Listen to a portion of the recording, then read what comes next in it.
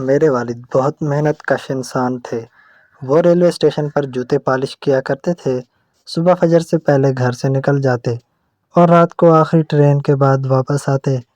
ان کے ہاتھ ہمیشہ پالش سے کالے ہوتے رہتے تھے، مگر چہرے پر کبھی شرمندگی نہیں دیکھی۔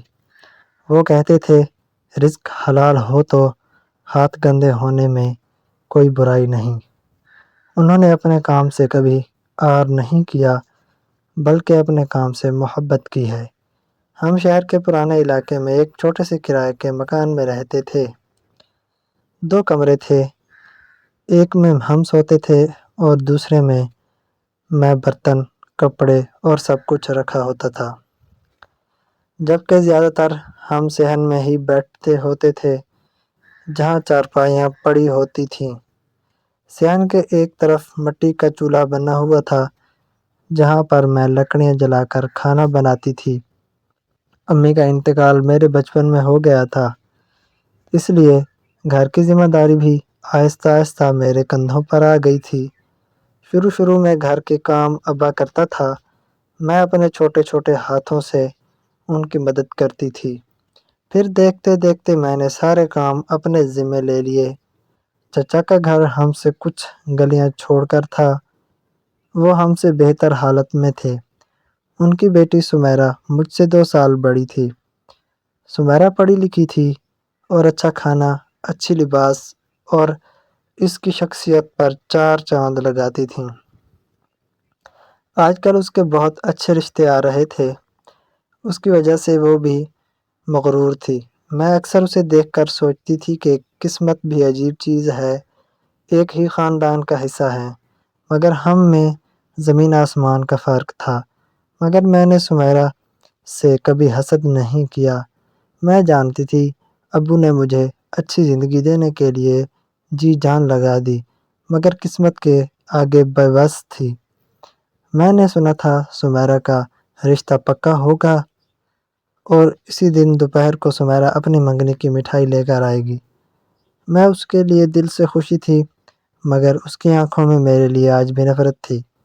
وہ میرے پاس آ کر بیٹھ گئی اور مٹھائی کا ڈبہ میرے سامنے رکھتے ہوئے ہلکی سی ہنسی کے ساتھ بولی، دیکھ لیا، میرا رشتہ شہر کے بڑے خاندان میں ہوا ہے۔ تمہارے ابو ساری عمر اسٹیشن پر جوتے صاف کرتے رہتے ہیں، تو بھی تمہیں ایسا رشتہ نہیں ملے گا۔ میرے ہاتھ وہیں رک گئے۔ مجھے لگا جیسے کسی نے سب کے سامنے میرے ابو کی محنت کا مذاق اڑا دیا ہو۔ میں نے کچھ نہیں کہا، بس سر جھکا لیا۔ دل میں عجیب سا بوجھ آ گیا۔ سمیرہ مٹھائی دے کر چلی گئی، مگر اس کے لفظ میرے کانوں میں گونجتے رہے۔ میں اپنے ابو کو لے کر بہت حساس تھی، کیونکہ میں نے اپنی زندگی میں صرف ایک ہی رشتہ دیکھا تھا۔ میری ماں بچپن میں ہی فوت ہو گئی، نہ میرے کوئی دوسرے بہن بھائی تھے۔ میرے لیے سب کچھ میرے ابو ہی تھے۔ جب کوئی ان کے بارے میں ایسی باتیں کرتا تو میرا دل بہت دکھتا تھا، لیکن میرے ابو ہمیشہ مجھے کہتے تھے، تم صبر کرو، کسی کو جواب نہیں دیتے، اللہ تعالیٰ وقت آنے پر سب کو خود ہی جواب دے گا۔ شام کو ابو حسب معمول تھکے ہوئے آئے۔ میں نے ان کے ہاتھ دھونے کے لیے پانی رکھا، وہ مجھے غور سے دیکھنے لگے۔ شاید انہیں اندازہ ہو گیا تھا کہ کچھ ہوا ہے۔ انہوں نے پوچھا بھی، مگر میں نے مسکرا کر کہا، کچھ نہیں۔ وہ خاموش ہو گئے۔ پہلے میں چھوٹی ہوتی تھی، ہر بات ابو کو بتا دیتی تھی اور ابو بیچارے اداس ہو جاتے تھے، لیکن اب میں سمجھدار ہو گئی تھی۔ اگر کوئی ایسی دل آزاری والی باتیں کرتا یا میرے ابو کے پیشے یا ان کی غربت کا مذاق اڑاتا تو میں اپنے ابو کے سامنے ان باتوں کا ذکر نہیں کرتی تھی۔ کھانا کھانے کے بعد ابو چارپائی پر بیٹھے اور اچانک بولے، اگلے ہفتے تمہاری شادی ہے۔ مجھے لگا میں نے غلط سنا ہے۔ میں نے چونک کر ان کی طرف دیکھا۔ کیا مطلب؟ انہوں نے مسکرا کر پرسکون انداز میں کہا، تمہارا رشتہ میں نے طے کر دیا ہے۔ لوگ خود آئے تھے، لڑکا پڑھا لکھا ہے، اپنا کاروبار ہے اور سب سے بڑی بات، بہت مان سے انہوں نے تمہارا شطح مانگا ہے۔ میں نے ہاں کر دی ہے کیونکہ مجھے اپنی بیٹی پر بھروسہ تھا، وہ کبھی میرے فیصلے سے انکار نہیں کرے گی۔ میرے ذہن میں کئی سوال تھے، کون لوگ، انہوں نے ہمیں کیوں پسند کیا، انہوں نے ہمیں دیکھا بھی نہیں ہے یا نہیں؟ ابو میرے چہرے پر لکھے سوال پڑھ چکے تھے۔ انہوں نے کہا، بیٹا بس اتنا، کوئی پرانی نیکی کام آ گئی؟ ابو کے چہرے پر عجیب سا اعتماد تھا۔ میں نے مزید سوال نہیں کیے۔ شاید دل کے کسی کونے میں یہ خواہش بھی تھی کہ ابو کو ایک دن یہ خوشی ملے گی کہ وہ اپنی بیٹی کو اچھے گھر رخصت کریں۔ اگلے چند دن گھر میں سادگی سے تیاری ہوتی رہی، نہ زیادہ شور نہ زیادہ خرچ۔ ابو نے اپنی جمع پونجی نکال لی تھی۔ میں نے کئی بار کہا کہ اس سب کی ضرورت نہیں، مگر وہ بولے، بیٹی کی شادی زندگی میں ایک بار ہوتی ہے، میں نے کچھ سالوں سے اسی دن کے لیے بچایا ہے۔ محلے والوں کو خبر ہوئی تو طرح طرح کی باتیں ہونے لگیں۔ کچھ کو یقین نہیں آ رہا تھا کہ ایک پالش کرنے والے کی بیٹی کا رشتہ اچھے گھر میں ہو سکتا ہے۔ چچی بھی آئی اور طنزیہ لہجے میں پوچھنے لگی کہ آخر کون سے لوگ ہیں جو اتنے جلدی رشتہ لے آئے؟ ابو نے بس اتنا کہا، جاننے والے ہیں۔ مجھے خوف آ رہا تھا اور تھوڑی وسوسوں سے بھی آ رہے تھے کہ آخر یہ کیسے لوگ ہیں جنہوں نے مجھے بغیر دیکھے ہی ہاں کر دی۔ ایسا تو نہیں ہے کہ لڑکے میں کوئی کمی ہو یا عمر میں مجھ سے پڑھا ہوا ہو؟ ایسے سوال میرے ذہن میں آ رہے تھے، لیکن میں ابو سے کچھ کہہ نہیں پا رہی تھی۔ شاید ابو سمجھ گئے تھے کہ میں اپنے مستقبل کو لے کر خوف زدہ ہوں۔ انہوں نے میرے سر پر ہاتھ رکھا اور کہا کہ تم اپنے باپ پر یقین رکھو، وہ میں کبھی کبھی تمہارے ساتھ غلط ہونے نہیں دے گا۔ ابو کی بات سن کر مجھے اطمینان ہوا۔ بارات والے دن جب گلی کے باہر شور سنائی دیا تو سب دور درازوں پر نکل آئے۔ میں کمرے میں بیٹھی تھی، باہر سے گاڑیوں کے رکنے کی آوازیں آ رہی تھیں۔ میری سہیلی نے پردہ ہٹا کر دیکھا اور ہڑبڑا کر میرے پاس آئی۔ باہر بڑی بڑی گاڑیاں کھڑی ہیں۔ میں نے دل تھام لیا۔ کچھ دیر بعد ابو اندر آئے۔ ان کی آنکھیں نم تھیں مگر چہرے پر مسکراہٹ تھی۔ انہوں نے آہستہ سے کہا، بیٹی وہی لوگ ہیں۔ میں نے پہلی بار ان کے چہرے پر اتنا سکون دیکھا تھا۔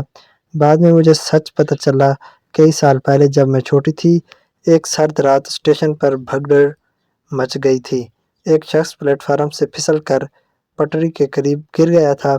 ٹرین آنے والی تھی، لوگ شور مچا رہے تھے مگر کوئی آگے نہیں بڑھ رہا تھا۔ ابو نے دوڑ لگا دی۔ انہوں نے اسے کھینچ کر اوپر چڑھایا۔ اس دوران ان کے ہاتھ زخمی ہو گئے تھے۔ وہ شخص بے ہوش تھا۔ ابو اسے قریبی کلینک لے گئے، اپنی جمع پونجی سے اس کا علاج کروایا، اور جب ہوش آیا تو وہ ان سے مل کر چپ چاپ واپس آ گئے۔ انہوں نے کبھی یہ بات ہمیں نہیں بتائی۔ وہ شخص بعد میں شہر چھوڑ کر چلا گیا تھا۔ سنا تھا اس نے بڑا کاروبار شروع کیا اور کامیاب ہو گیا۔ کئی سال بعد وہ اسی شہر میں واپس آیا۔ اس نے اسٹیشن جا کر ابو کو ڈھونڈا مگر اس وقت ابو وہاں نہیں تھے۔ کسی نے بتایا کہ وہ اب بھی وہیں کام کرتے ہیں۔ اس شخص نے کافی تلاش کے بعد ابو کو ڈھونڈ لیا۔ اس دن وہ ہمارے گھر بھی آیا تھا مگر میں سہیلی کے گھر گئی ہوئی تھی۔ اس آدمی کا نام سرفراز صاحب تھا۔ انہوں نے ابو سے کہا تھا کہ آپ نے اس دن میری جان بچائی۔ میں نے بہت لوگوں کو دیکھا ہے مگر آپ جیسا سچا انسان نہیں دیکھا۔ میں چاہتا ہوں کہ اگر آپ اجازت دیں تو میں آپ کی بیٹی کو اپنی بہو بنانا چاہتا ہوں۔ ابو نے پہلے انکار کیا تھا۔ انہوں نے کہا تھا کہ ہم عام لوگ ہیں، آپ بڑے لوگ ہیں، مگر اس شخص نے جواب میں کہا تھا، میں بھی غریب آدمی تھا، میں نے پیسہ بعد میں کمایا، آج زندہ ہوں تو آپ کی وجہ سے۔ اگر آپ کو اللہ وسیلہ نہ بناتا تو میں ٹرین کے نیچے کچلا جاتا، میرا بیٹا یتیم ہو جاتا۔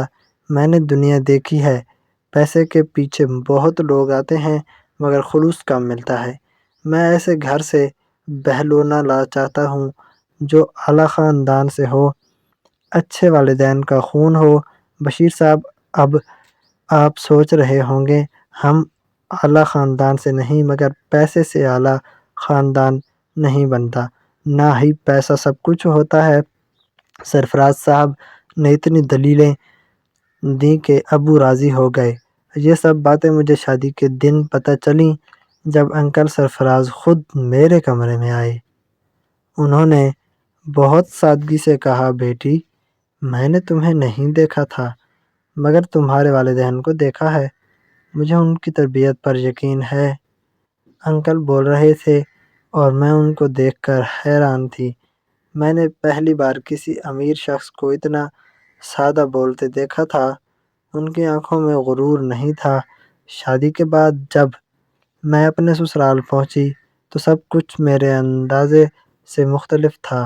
گھر بہت بڑا تھا مگر تکبر اکڑ کسی میں بھی نہیں تھا، بلکہ سب کے مزاج میں عاجزی تھی۔ شاید یہی عاجزی ان سب کو خاص بناتی۔ اگلے چند دنوں میں آہستہ آہستہ مجھے پوری بات تفصیل سے معلوم ہوئی۔ وہ حادثہ عام نہیں تھا۔ اس دن اگر ابو ایک لمحہ بھی دیر کرتے تو ٹرین سیدھا انکل کے اوپر سے گزر جاتی۔ جب انکل کو ہوش آیا تو وہ شدید صدمے میں تھے۔ ان کے اپنے رشتہ دار بھی وقت پر ان کے ساتھ نہیں تھے۔ ابو نے صرف انہیں بچایا بلکہ کئی دن تک ان کا خیال رکھا۔ جب وہ شہر چھوڑ کر گئے تو ابو نے کبھی کسی سے ذکر نہیں کیا۔ میرے سسر نے بتایا کہ وہ کئی سال بعد جب دوبارہ شہر آئے تو انہوں نے سب سے پہلے اسٹیشن کا رخ کیا۔ وہ چاہتے تھے کہ اپنے محسن کو ڈھونڈیں مگر ابو کا کوئی مستقبل ٹھکانہ نہیں تھا۔ کبھی پلیٹ فارم نمبر 1، کبھی 3، کبھی کئی دن وہ اسٹیشن جا کر بیٹھے رہے۔ آخر ایک چائے والے نے پہچان لیا اور بتایا کہ وہ ابھی بھی وہیں کام کرتے ہیں۔ وہ کہتے تھے، میں نے اس دن فیصلہ کیا تھا کہ اگر وہ مل گئے تو میں ان کا احسان صرف لفظوں نہیں اور ادا کروں گا۔ حالانکہ انہیں کافی لوگوں نے کہا تھا غریب آدمی ہے، کچھ پیسے دے کر احسان اتار دینا، مگر انکل پیسہ دے کر ابو کی توہین کرنا چاہتے تھے۔ میں جب انکل پہلی بار ہمارے گھر آئے تو ابو نے انہیں پہچاننے میں وقت لگایا، مگر انکل ابو کو فوراً پہچان گئے۔ انہوں نے آ کر ابو کو ہاتھ پکڑ لیے تھے۔ ابو نے سادہ انداز میں کہا تھا، میں نے جو کیا انسان ہونے کے ناطے کیا تھا، مگر میرے سسر کے لیے وہ معمولی بات نہیں تھی۔ انہوں نے کاروباری میں بہت ترقی کر لی تھی مگر ان کے ذہن میں ہمیشہ وہ رات رہی۔ وہ اکثر کہتے تھے، میں نے بہت لوگوں کو پیسے کے لیے احسان کرتے دیکھا ہے مگر ابو نے جان بچانے کے بعد 1 روپیہ تک نہیں نکالا۔ میں نے یہ بات رشتہ خون دیکھ کر کیا۔ جس باپ نے بغیر لالچ کے جان بچائی اس کی اولاد غلط نہیں ہو سکتی۔ انکل نے پیار سے میرے سر پر ہاتھ رکھا۔ اصل میں انکل خود بھی بڑے دل والے تھے جو آج تک ابو کے اس عمل کو سہراتے تھے، ورنہ لوگ تو ایسی باتیں یاد کے نہیں رکھتے۔ میرے شوہر نے بھی اتنی دولت کے باوجود سادگی اختیار کی ہوئی تھی جو ان کے والد صاحب کی شخصیت کا حصہ تھا۔ انہوں نے کبھی مجھے احساس نہیں ہونے دیا کہ میں کسی چھوٹے گھر سے آئی ہوں۔ پہلے دن ہی انہوں نے کہا تھا کہ یہ کہانی آپ کو بتانے کا مقصد یہی ہے کہ کبھی کبھار ہمارے والدین کی نیک نامی ہمارے آگے آ جاتی ہے اور ان کی کسی نیکی کی وجہ سے ان کی اولاد کی زندگی سنور جاتی ہے۔ ابو کے ایک عمل کی وجہ سے آج میں اپنے گھر میں پرسکون زندگی گزار رہی ہوں۔ دوستو کیسی لگی کہانی کمنٹ باکس میں ضرور بتائیں۔ اللہ حافظ۔